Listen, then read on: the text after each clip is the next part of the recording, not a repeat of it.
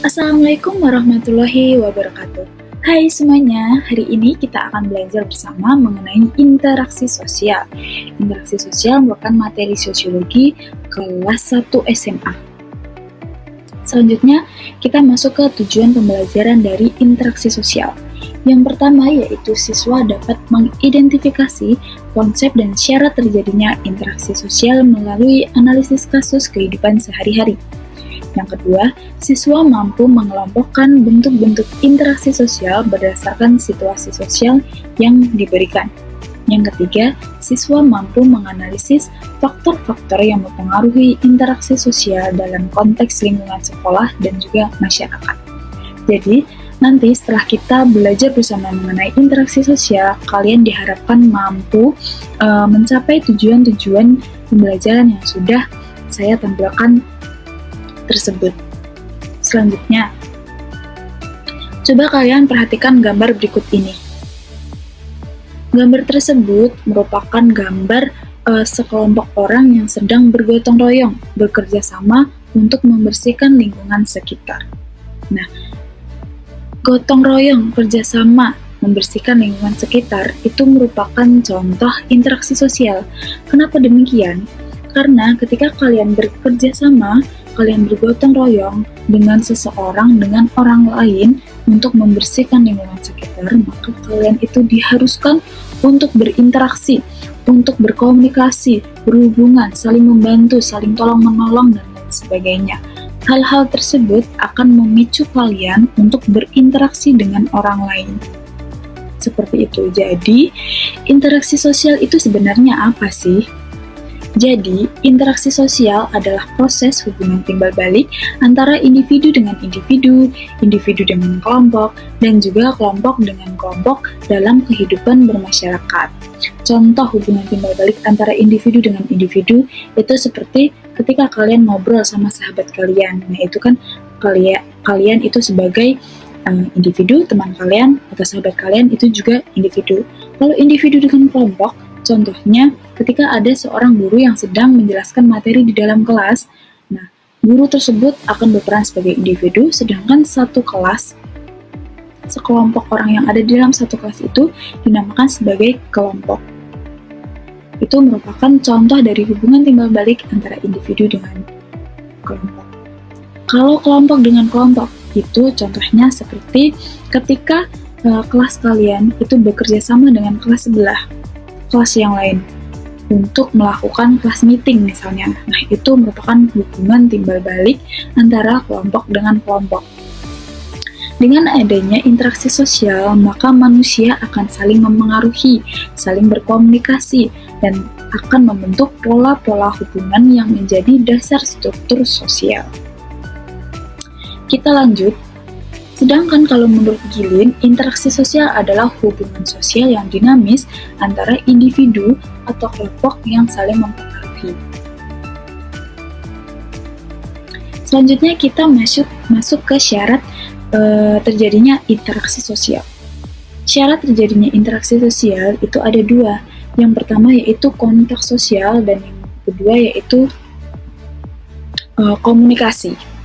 Nah, kita masuk ke kontak sosial terlebih dahulu. Jadi, kontak sosial merupakan upaya untuk melakukan hubungan antara satu pihak dengan pihak lainnya. Nah, kontak sosial itu dibagi menjadi dua. Yang pertama yaitu kontak sosial primer, dan yang kedua yaitu kontak sosial sekunder. Kalau kontak sosial primer itu merupakan kontak sosial yang dilakukan secara langsung dengan cara tatap muka. Contohnya ketika kalian ngobrol di dalam kelas sama teman kalian. Nah, itu kan kalian melakukan interaksinya dengan cara langsung tatap muka. Kalau kontak sosial sekunder itu kebalikannya. Kontak sosial sekunder merupakan kontak sosial yang dilakukan secara tidak langsung, biasanya menggunakan alat perantara. Contohnya ketika kalian ngobrol melalui WhatsApp sama teman kalian telepon sama teman kalian, itu merupakan kontak sosial sekunder karena kalian ngobrolnya itu kan tidak secara tatap muka, kalian menggunakan alat perantara. Yang kedua yaitu komunikasi. Komunikasi adalah proses penyampaian pesan dan penerimaan pesan dari satu pihak ke pihak lainnya. Oke, kita lanjut ya. Selanjutnya yaitu ada bentuk-bentuk interaksi sosial. Interaksi sosial itu ada dua jenisnya, ada dua bentuknya. Yang pertama yaitu interaksi sosial asosiatif. Asosiatif itu sifatnya membangun. Asosiatif adalah interaksi yang mengarah pada kerjasama dan juga keharmonisan sosial. Kalau disosiatif itu kebalikannya. Disosiatif adalah interaksi yang mengarah pada konflik atau perpecahan. Jadi kasarannya, asosiatif itu sifatnya membangun atau positif. Kalau disosiatif itu sifatnya memecah atau negatif. Bisa dipahami? Oke, kita lanjut. Selanjutnya kita masuk ke bentuk yang pertama yaitu asosiatif. Asosiatif itu bentuknya ada banyak banget. Yang pertama ada kerjasama. Kerjasama adalah kegiatan untuk mencapai tujuan bersama. Seperti contoh yang sudah saya jelaskan di awal mengenai gotong royong, itu merupakan contoh dari interaksi sosial dalam bentuk asosiatif. Gotong royong itu sebagai interaksi sosial dalam bentuk asosiatif. Yang kedua yaitu akomodasi. Akomodasi adalah upaya untuk menyelesaikan sebuah masalah atau konflik atau ketegangan. Yang ketiga ada asimilasi.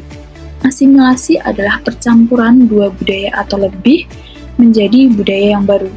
Kalau akulturasi itu perpaduan dua budaya atau lebih tanpa menghilangkan unsur aslinya. Jadi jangan sampai kebalik atau keliru ya.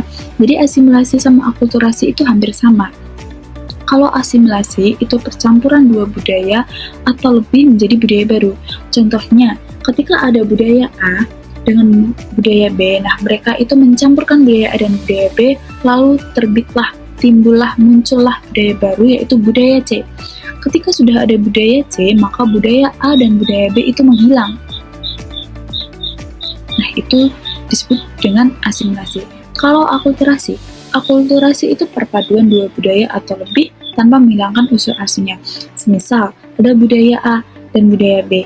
Nah, mereka itu bercampur, berpadu, berkolaborasi, tapi ketika mereka berkolaborasi antara budaya A dan budaya B tadi, timbul budaya C, namun budaya A dan budaya B itu unsur-unsurnya tidak hilang, tetap ada. Jadi budaya A dan budaya B itu tetap ada ciri-ciri khasnya kayak gitu. Jadi sudah bisa membedakan ya antara asimilasi dan juga akulturasi. Kita lanjut.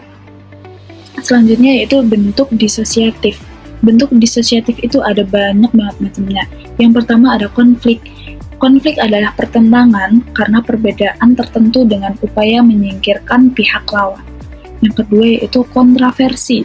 Kontroversi adalah perasaan ketidakpuasan yang tidak diungkapkan secara langsung. Yang ketiga yaitu kompetisi. Kompetisi adalah persaingan untuk mencapai tujuan yang sama dengan saling mengalahkan. Selanjutnya kita masuk ke ciri-ciri interaksi sosial. Ciri-ciri interaksi sosial di sini ada 3. Yang pertama yaitu jumlah pelaku terdiri dari 2 orang atau lebih. Gak mungkin dong kalian itu berinteraksi dengan diri kalian sendiri. Ya mungkin, tapi pada dasarnya interaksi sosial itu terdiri dari 2 orang atau lebih. Ketika kalian berinteraksi dengan orang lain, maka kalian akan mendapat feedback. Kalau kalian berinteraksi dengan diri kalian sendiri, itu namanya kalian kayak ngomong sendiri gitu sama diri kalian sendiri, itu belum bisa dikatakan sebagai interaksi sosial. Selanjutnya yaitu adanya komunikasi di antara para pelaku dengan menggunakan simbol-simbol. Yang ketiga yaitu adanya tujuan-tujuan tertentu, terlepas dari sama atau tidak sama dengan yang diperkirakan oleh para pengamat. Jadi ketika kalian berinteraksi dengan orang lain, maka kalian itu pasti memiliki tujuan. Kenapa kok kalian mau berinteraksi dengan orang lain tersebut? Selanjutnya yaitu faktor yang mempengaruhi interaksi sosial. Faktor-faktor yang mempengaruhi interaksi sosial itu ada 5. Yang pertama ada imitasi, kedua identifikasi, ketiga sugesti, keempat empati, dan yang terakhir ada simpati. Imitasi sama identifikasi ini hampir sama, jadi jangan sampai keliru ya. Imitasi adalah proses meniru perilaku orang lain yang biasanya itu terjadi secara tidak sadar. Contohnya ketika seorang anak itu meniru gaya bicara orang tuanya. seperti itu. Kalau identifikasi sama-sama proses meniru. Tapi kalau identifikasi yaitu proses psikologis di mana seseorang ini mengasosiasikan dirinya sebagai orang lain. Contohnya ketika ada seorang remaja yang mengidolakan public figure misalnya. Dia suka banget sama public figure tersebut, maka dia secara sengaja akan meniru perilakunya, gaya bahasanya, gaya bicaranya, gaya pakaian, dan gaya hidup, dan lain sebagainya, agar mereka itu terlihat sama dengan seseorang yang mereka idolakan tersebut, seperti itu. Yang ketiga yaitu sugesti. Sugesti adalah pengaruh yang diberikan seseorang dengan orang lain, kepada orang lain. Contohnya ketika ada iklan di televisi, ada iklan di TikTok, kalian melihat iklan, ada skincare yang membuat glowing. Kalian tanpa berpikir secara kritis, kalian langsung membeli produk tersebut. Kayak gitu, itu namanya sugesti. Yang keempat ada empati. Empati adalah kemampuan dan merasakan perasaan, kemampuan memahami dan merasakan perasaan orang lain seolah-olah dirinya itu berada di posisi orang lain tersebut. Yang kelima yaitu simpati. Ini hampir sama juga, empati sama simpati. Jadi jangan sampai keliru. Kalau simpati yaitu peduli terhadap orang lain karena memahami perasaan orang lain tersebut. Jadi bedanya kalau empati itu seolah-olah dia itu berada di posisi orang lain tersebut. Kalau simpati dia hanya merasakan apa yang dirasakan oleh orang lain tersebut. Seperti itu.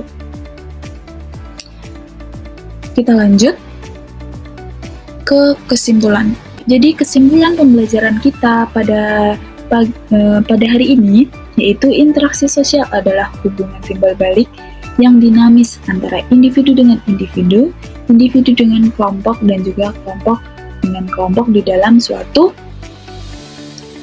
kehidupan bermasyarakat. Hubungan ini akan mempengaruhi satu sama lain dan akan menjadi pondasi dasar dalam kehidupan bermasyarakat.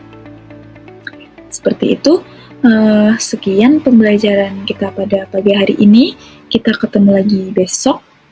Terima kasih. Wassalamualaikum warahmatullahi wabarakatuh. Dadah.